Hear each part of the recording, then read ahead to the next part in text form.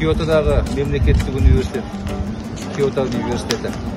Мына кісі соның алғашқы ректоры болған, негізін қалаған ғылым докторы.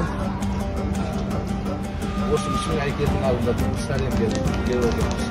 Болашақ бағдарламасымен келіп оқуға болатын Жапониядағы 7-8 университеттің бірі болып қалған.